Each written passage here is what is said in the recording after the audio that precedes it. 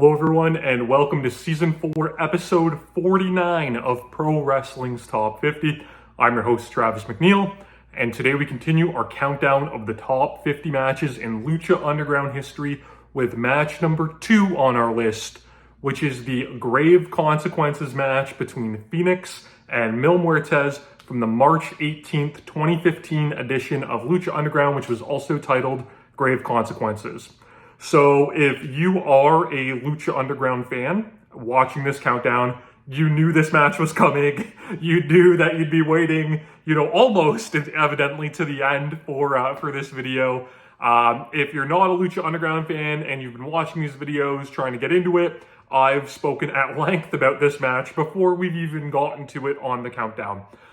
This is arguably the most famous match in Lucha Underground history. I think when people think of Lucha Underground, this is the match where a lot of their heads would go to. I think this is the match that if you are telling someone to give Lucha Underground a shot, this is the match that you would suggest that they watch. I've done that several times with various people.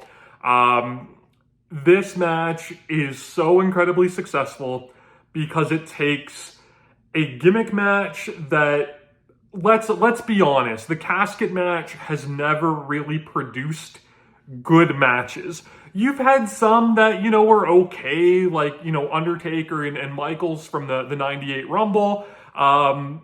But most of them, it's Undertaker versus a big, slog, and it's all about just the gimmick of it being the casket. And I remember, I was a kid when the Undertaker fought Kamala in the first real casket match that we ever got to see. And I remember being so excited for it. And I remember being excited for, Undertaker's casket matches with Yokozuna.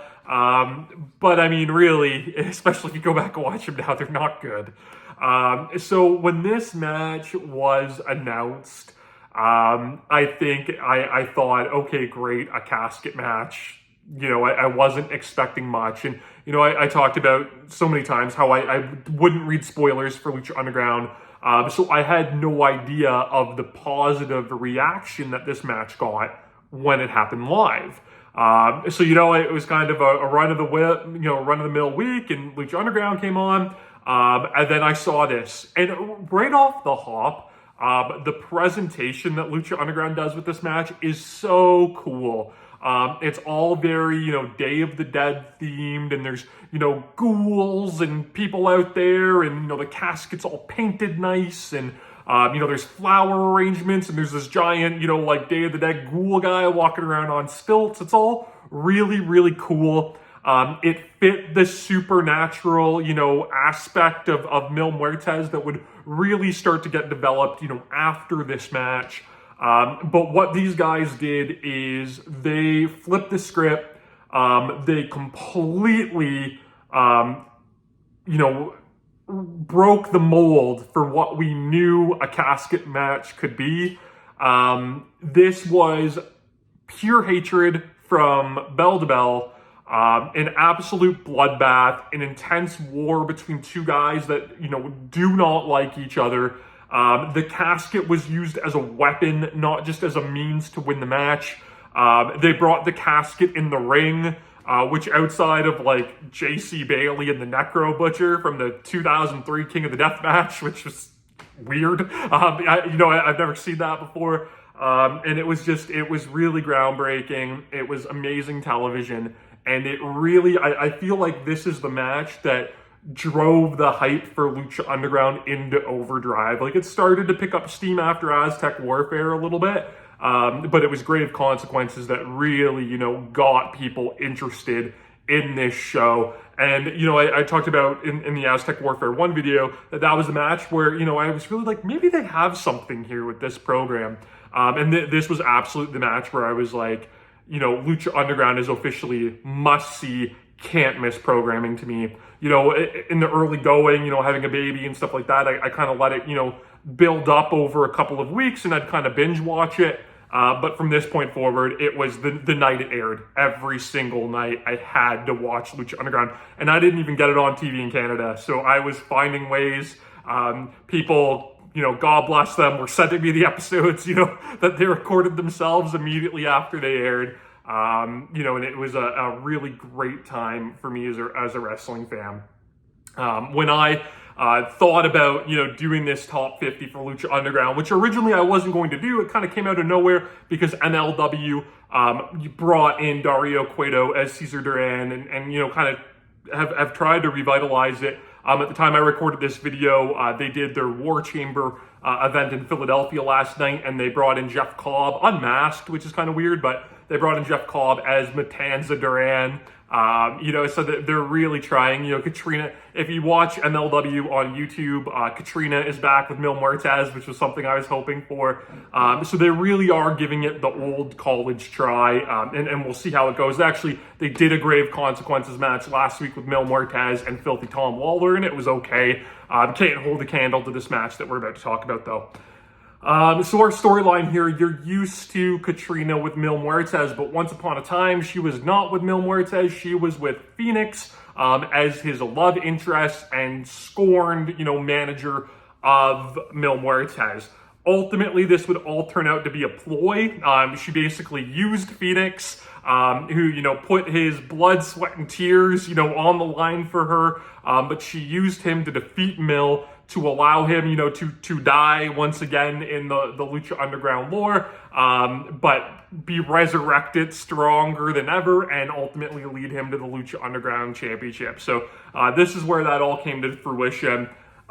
This match, though, like I said, it is one of the best heated brawls that you will ever see.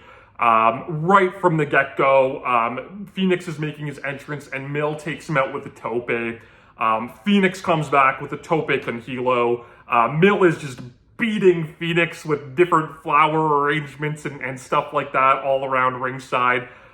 Fenix hits a DDT on the casket. One of the coolest spots in the entire match is Fenix goes for a tope and Mil flips the casket up into his head and uses it to block the tope. Very much like, someone would use a chair to block the tope. It was super cool. And that's, the point in this match, while I was watching it, I thought, this is different. This is something really special. This is going to be unlike any casket match we've ever seen. Mil Muertes takes apart the bottom turnbuckle.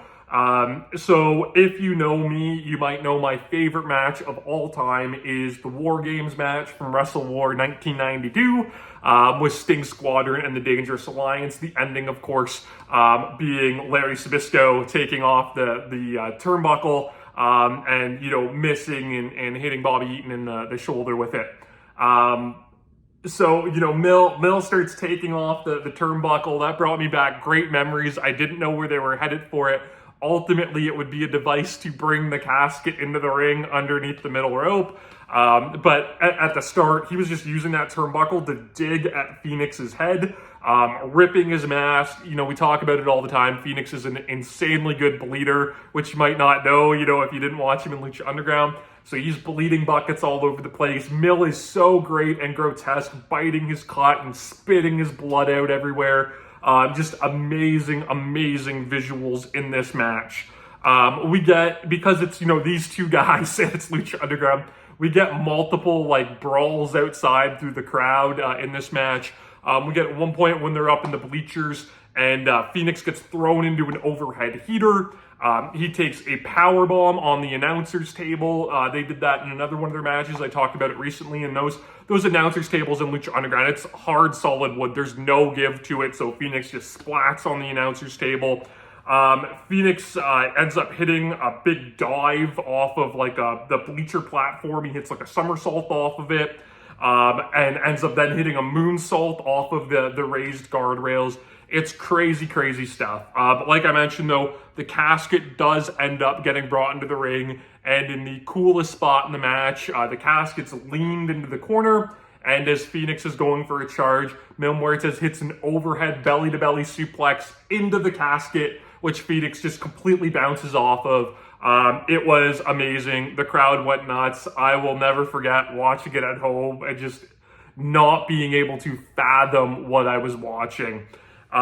We get, kind of a little bit of a messy, overbooked finish, but it all worked in the grand scheme of things.